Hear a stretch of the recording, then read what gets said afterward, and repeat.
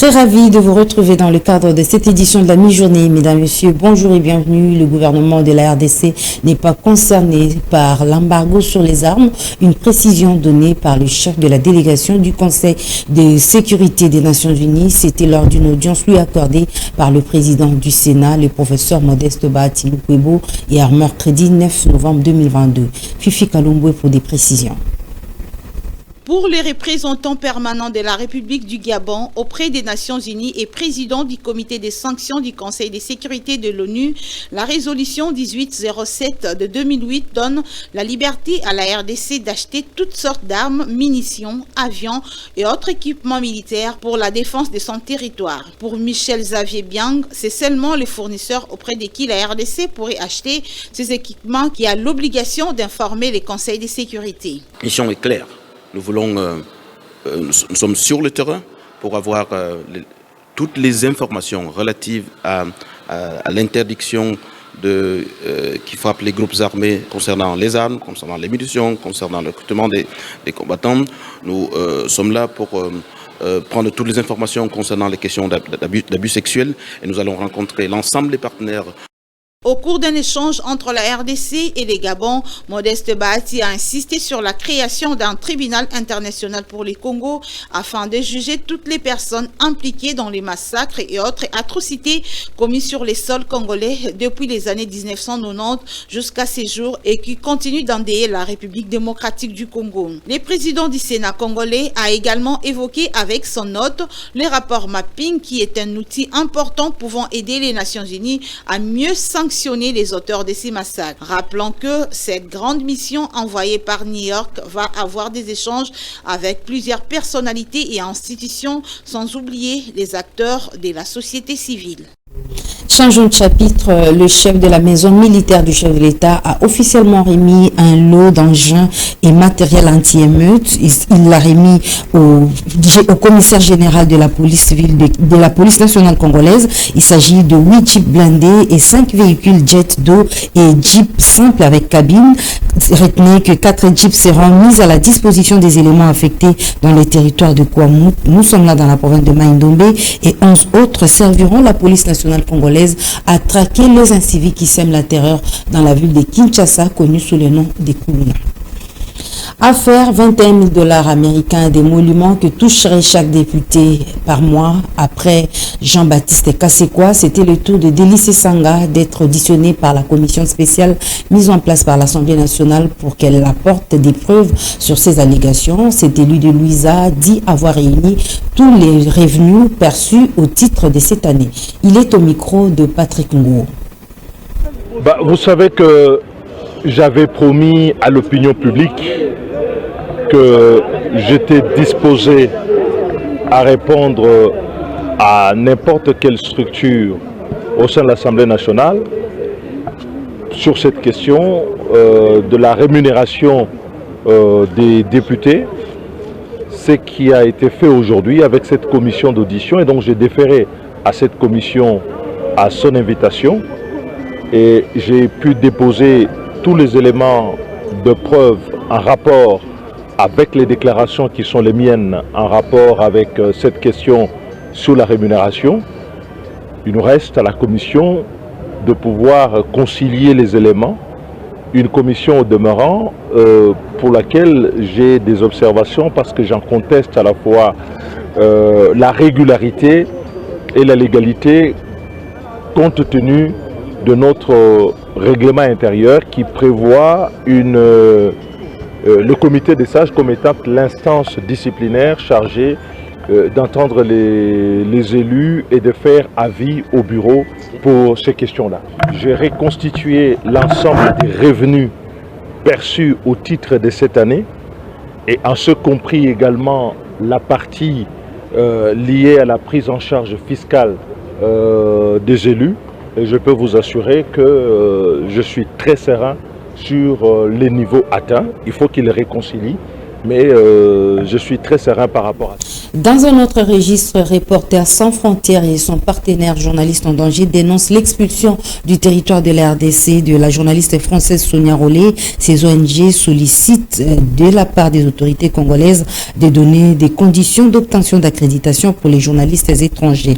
Rappelons que Sonia Rollet a regagné la France juste après son audition à la Direction générale des migrations.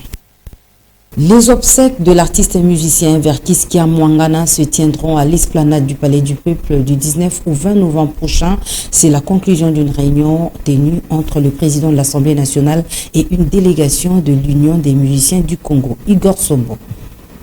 Conduite par l'artiste musicien, chanteur Félix Wazekwa, accompagné de la chanteuse Barbara Kanam et un fils de l'illustre disparu. L'UMICO a demandé l'implication de la Chambre basse du Parlement à travers elle, celle du gouvernement. Félix Wazekwa a également indiqué qu'ils ont demandé à ce que le corps soit exposé à l'esplanade du Palais du Peuple. C'est que Christophe Mbosso a accepté et a rassuré son soutien aux obsèques. La levée du corps pourrait intervenir le 19 et l'enterrement le 20 novembre prochain. Verkis Kiamwangana Mateta est né le 19 mai 1944 à Kisantu et est mort le 13 octobre 2022 à Kinshasa. À 78 ans, il était un musicien saxophoniste, compositeur, chef d'orchestre, producteur de disques et d'entreprises musicales. Il est l'un des premiers de la musique moderne et président de l'UMICO. Société à présent, impossible de fermer l'œil quand il pleut. A très largement ouvert la bouche et ne cesse d'avaler d'une bouchée des habitations. Les détails, c'est dans ce reportage de Divine Malesso et Torres Atib. Cette érosion a déjà englouti plusieurs maisons. Quand il pleut, c'est la peur qui envahit l'esprit de la population. Et quand la pluie tombe la nuit, c'est la panique générale. Les pluies ont commencé, ça sera difficile pour nous. Nos maisons sont parties. Les gens qui devraient travailler pour nous ici nous ont abandonnés. Le gouvernement doit trouver une solution.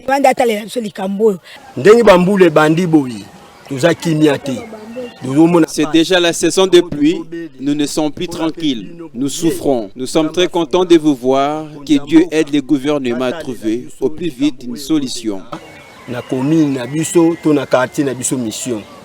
Certes, les travaux visant à maîtriser cette érosion étaient lancés, mais n'ont jamais connu des suites ou d'issue. La population s'est décidée de se prendre en charge. Ils ont commencé à Madimba, puis Loya et Kintwidi. Ils se sont arrêtés à Kivunda. Depuis leur départ, nous souffrons. Lorsqu'il pleut, je suis obligé de descendre pour frayer un chemin pour que l'eau passe. Au regard de ces tableaux sombres, le danger n'est visiblement pas loin de la population. Mesdames et messieurs, à présent, je vous convie à compléter l'essentiel de l'actualité à travers cette revue de presse.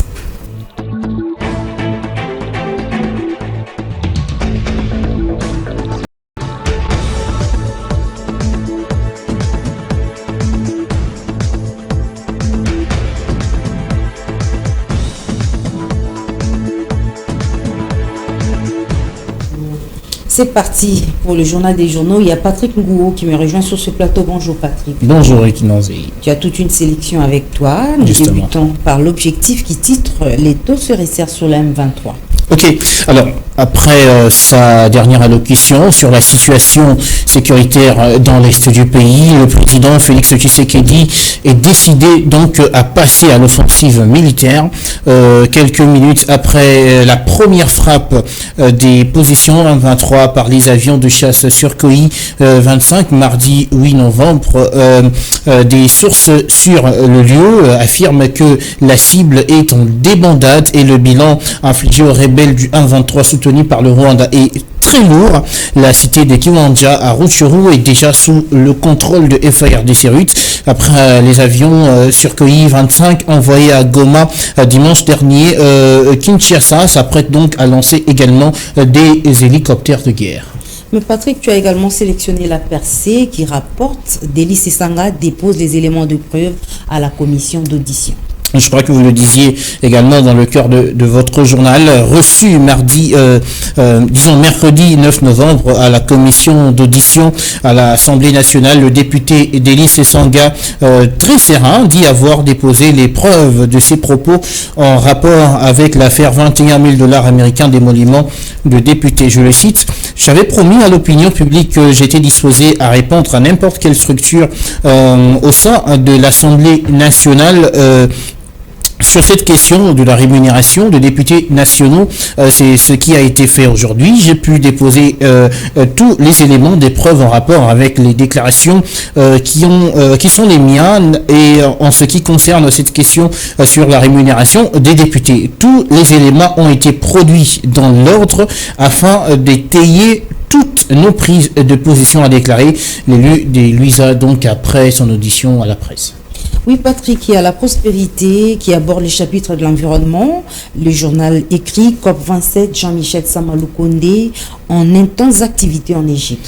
Le Premier ministre Jean-Michel Sama Lukonde poursuit donc son séjour à Sharm el-Sheikh en Égypte, où il prend activement part aux travaux de la 27e conférence des parties de la Convention 4 des Nations Unies sur le changement climatique.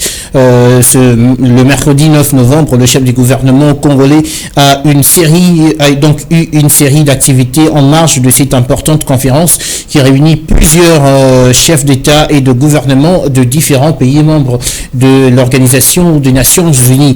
Le chef du gouvernement congolais a eu des échanges avec Kristalina Georgieva, la directrice générale du Fonds monétaire international FMI. La RDC a signé, vous le savez, un accord triennal avec cette institution de Bretton Woods. Voilà, Patrick, c'est la fin de cette revue de presse. Justement, merci.